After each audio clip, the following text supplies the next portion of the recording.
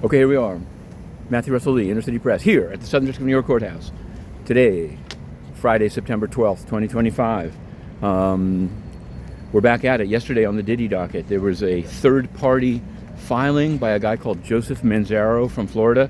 Now, various people have pointed out that he's had some cases dismissed or withdrawn in the past, but he's now filed as a non-party statement of victims' rights in the run-up to the October 3rd sentencing. There's also going to be, in later September, a hearing on Diddy's motion for a new trial.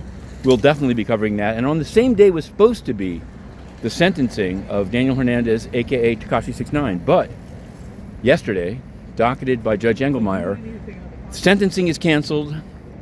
Briefing for sentencing canceled because there appear to be new violations of supervised release on which he will be arraigned on September 25th. So we'll try to cover them both at the same time, but there won't be a Tekashi 6ix9ine sentencing. So the plot thickens.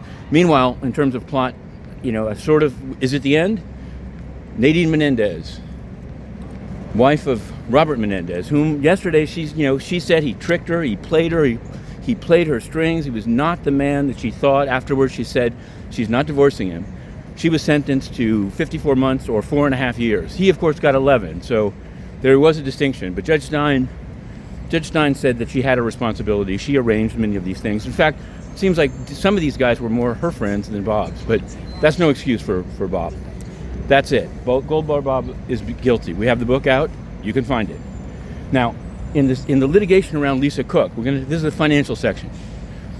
Things are now speeding up. Yesterday, after 5 o'clock, I believe, the DC Circuit Court of Appeals, on the appeal of Judge Cobb restoring or maintaining Lisa Cook on the Fed, has agreed to hear it on a very expedited basis. There's a filing due Saturday and another one due Sunday.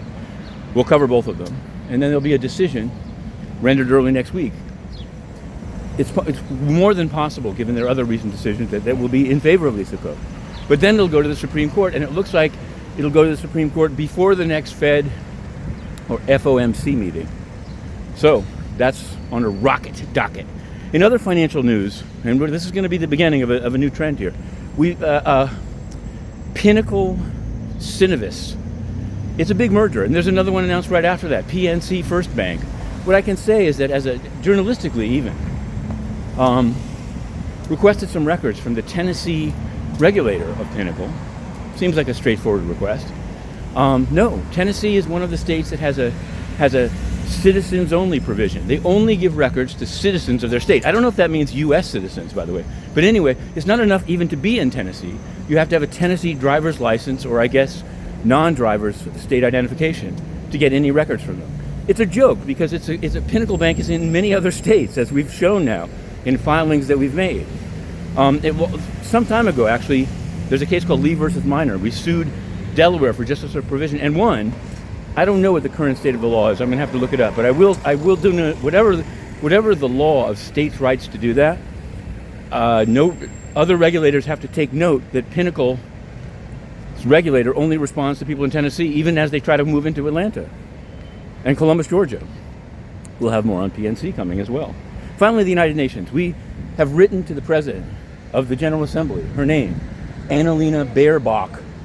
No answer. It's pretty shocking. We started looking at her page doesn't disclose if any of her staff members are paid for or lent by missions, traveled, even the most basic reforms that were announced after John Ash was prosecuted in the court right behind me, SDNY, for corruption.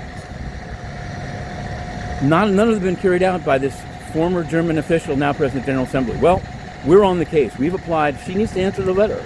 Does she believe in freedom of speech, or not even freedom of the press, access to cover the General Assembly? Litmus test. We're going in.